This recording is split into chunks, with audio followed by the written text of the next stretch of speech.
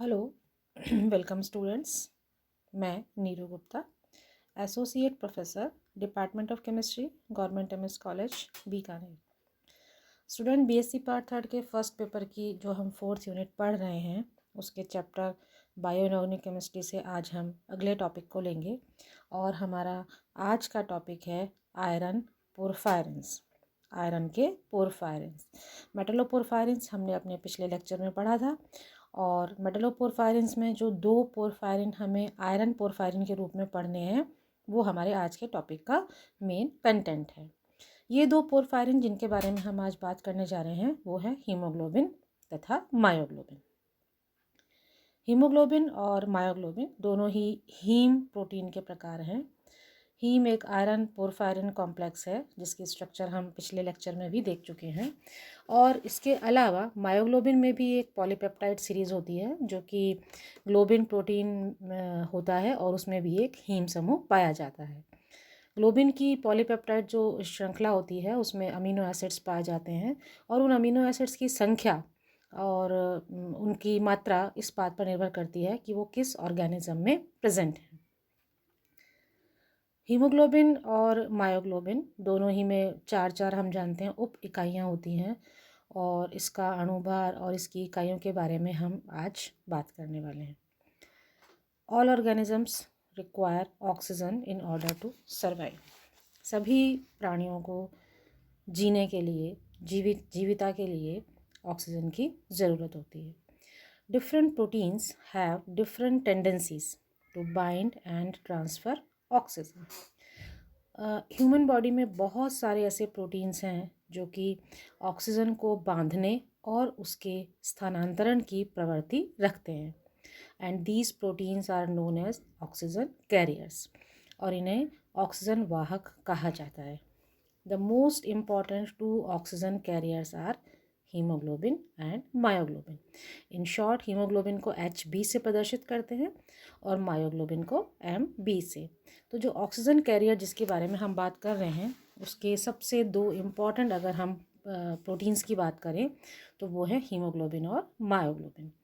These are iron porphyrin complex, ये iron porphyrin संकुल हैं which are oxygen transfer and oxygen storage agent, जो oxygen का वाहन तो करते ही हैं, स्थानांतरण तो करते ही हैं, साथ ही ऑक्सीजन को स्टोर भी करते हैं और उनका जो स्टोरेज एरिया है वो कहाँ है, या तो रक्त है और या फिर हमारे मसल टिश्यूज़ हैं, मांसपेशियों के ऊतक हैं।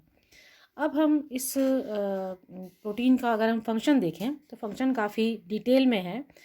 हम स्टार्ट करते हैं हीमोग्लोबिन के और मायोग्लोबिन के बहुत एक सिंपल फंक्शन जिसको हमने 3 पॉइंट्स में लिखा है वो उनके बारे में बात से।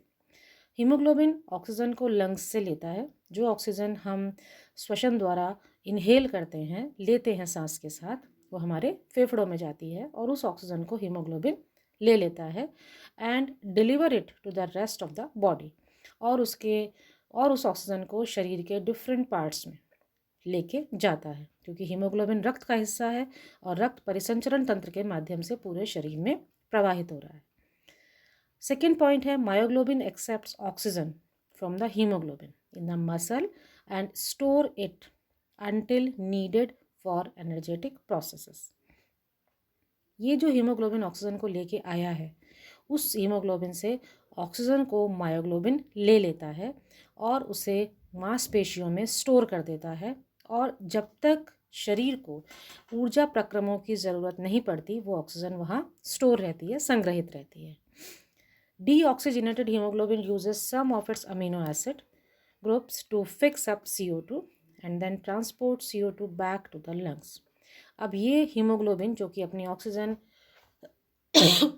मायोग्लोबिन को दे चुका है उसके कुछ अमीनो ग्रुप्स इस तरह के होते हैं जो कि मेटाबॉलिज्म से या उपापचय क्रियाओं से बनने वाली CO2 को फिक्स कर लेते हैं और ये CO2 को हीमोग्लोबिन वापस लंग्स में ले आता है और लंग्स से प्राणी इसे श्वसन तंत्र में एक्सहेल कर देता है या इस CO2 गैस को शरीर से बाहर कर देता है। अब हम हीमोग्लोबिन की स्ट्रक्चर देख लेते हैं। Hemoglobin is a large protein with a molecular weight of about 60,000. Haemoglobin एक बहुत बड़ा प्रोटीन का अणु है जिसका मॉलिक्यूलर वेट या अणु भार 60,000 होता है। इट कंसिस्ट ऑफ 4 सब यूनिट्स। इसमें 4 उप इकाइयाँ होती हैं and each of which contain 1 haem group associated with protein globin. और हर एक में एक हीम ग्रुप होता है जो कि एक ग्लोबिन ग्रुप से, ग्लोबिन जो कि इसका प्रोटीन भाग है उससे जुड़ा होता है। इस स्ट्रक्चर को आप देखेंगे तो इसमें आपको जो 4 उप इकाइयाँ देख रहे हैं उसमें ये चारों इकाइयाँ हमें समान दिखाई देती हैं, लेकिन ये बिल्कुल एक सी नहीं होती। इनमें से 2 इकाइयों को अल्फ़ा और 2 को बीटा कहा जाता है। इन चारों में से किसी भी इकाई के अमीनो एसिड्स का क्रम मायोग्लोबिन के जैसा नहीं होता, लेकिन हीमोग्लोबिन और मायोग्लोबिन में जो यूनिट्स होती हैं वो कॉइल्ड होकर, कुंडलित होकर एक स्ट्रक्चर बनाती हैं, वो समान होता है मायोग्लोबिन और हीमोग्लोबिन में। ग्लोबिन की जो अल्फ़ा यूनिट्स होती हैं उसमें नंबर ऑफ़ अमीनो एसिड्स 141 होते हैं, जबकि बीटा यूनिट्स में इनकी संख्या 146 होती है। अब ये जो आप स्ट्रक्चर देख रहे हैं इसको थोड़ा और डिटेल में हम एक्सप्लेन करते हैं कि हीमोग्लोबिन की प्रत्येक इकाई और मायोग्लोबिन की ग्लोबिन यूनिट्स इस प्रकार से कुंडलित होती हैं कि उनकी जो लेटरल चेन है उसका हिस्टिडीन हीम के आयरन परमाणु के साथ एक कोवेलेंट बॉन्ड या एक सहसंयोजक बंध बना ले। तो इस प्रकार से आयरन की जो 6 कोऑर्डिनेशन नंबर है उसमें से 5 की संतुष्टि हो जाती है। 4 आप देख रहे हैं नाइट्रोजन के साथ जुड़ी है, छठा जो आयरन की उप सहसंयोजन संख्या है वो हिस्टिडीन के साथ जुड़ जाती है। छठी जो 5वीं जुड़ जाती है और जो छठी बची है जो 6th है वो ऑक्सीजन अणु के साथ संयुक्त होने के लिए रिक्त रहती है, क्योंकि ऑक्सीजन को लेके ही हीमोग्लोबिन सर्कुलेटरी सिस्टम या परिवहन तंत्र के द्वारा शरीर के विभिन्न भागों में लेके जाएगा। ये जो छठी ऑक्सीजन है वो जल अणु के रूप में भी एक वीक बॉन्ड द्वारा बंधी रह सकती है, और इस प्रकार जो हीमोग्लोबिन हमें मिलता है उसे ऑक्सी हीमोग्लोबिन कहते हैं।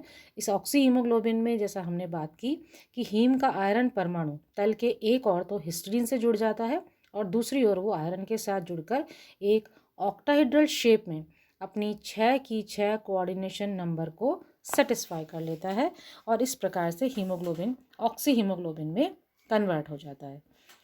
अब इसका अगर हम फंक्शन देखें तो इन सब यूनिट्स की बात हमने कर ली।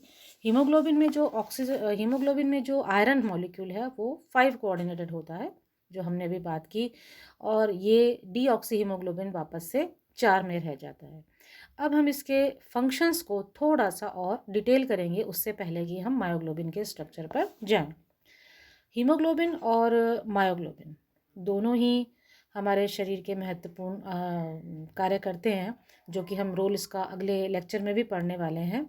और इस लेक्चर में जो मायोग्लोबिन है उसका स्ट्रक्चर डिटेल में ना पढ़कर हम उसको शॉर्ट में रखेंगे, क्योंकि जब हम इसका आगे फंक्शंस पढ़ेंगे role of myoglobin and haemoglobin तो ये आपको और अच्छे से क्लियर हो जाएगा।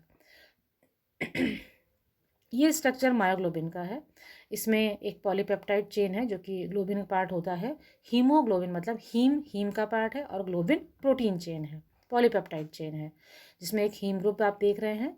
इस पेप्टाइड चेन में 150 से 160 अमीनो एसिड्स होते हैं, उपस्थित हो सकते हैं, और ये सब एक सिंगल हीम ग्रुप के चारों ओर कॉइल्ड रहते हैं या रेजिड्यू के रूप में फोल्ड हो जाते हैं। तो इस तरह से इस हेट्रोसाइक्लिक सिस्टम में हम देख रहे हैं कि ये रिंग सिस्टम में जो हीम है वो पोरफायरिन का डेरिवेटिव है, जिसमें 4 पायरोल समूह एक मीथेन ब्रिज से जुड़े रहते हैं। आयरन उसके सेंटर में होता है और पोरफायरिन नाइट्रोजन इसके साथ बंध बनाती है।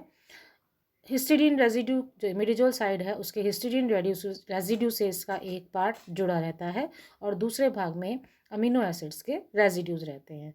और ये जो पूरी पॉलीपेप्टाइड चेन है ये बॉडी में बायोलॉजिकल फिक्सेशन ऑफ ऑक्सीजन यानी कि ऑक्सीजन के जैवीय स्थिरीकरण के लिए बहुत इम्पॉर्टेंट है या बहुत उपयोगी है। यहाँ हमने एक और मेंशन की है चीज़ जो आपको पता होनी चाहिए कि हीमोग्लोबिन को हम Hb और मायोग्लोबिन को हम Mp से रिप्रेजेंट करते हैं। इस तरह से इसकी डीऑक्सी और ऑक्सी फॉर्म्स भी होती हैं। डीऑक्सी मतलब जो कि ऑक्सीजन से रहित है और ऑक्सी मतलब जो ऑक्सीजन के सहित है। तो इस तरह से हीमोग्लोबिन और मायोग्लोबिन जो कि दो आयरन पोरफायरिन कॉम्प्लेक्सेस हैं, ये उसका एक इंट्रोडक्शन था। हमारा जो अगला लेक्चर होगा उसमें हम इन दोनों हीमोग्लोबिन और मायोग्लोबिन के रोल या उनकी उपयोगिता के बारे में बात करेंगे। आई होप कि आपको ये लेक्चर अच्छे से समझ में आया होगा। हीमोग्लोबिन का स्ट्रक्चर और मायोग्लोबिन का स्ट्रक्चर आपको काफ़ी हद तक याद करना पड़ेगा और एक दो बार जब उसे आप हाथ से बनाकर देखेंगी तो वो आपको बहुत इजीली याद हो जाएगा। तो अगले लेक्चर में मिलते हैं एंड तब तक के लिए आप सभी का बहुत बहुत धन्यवाद।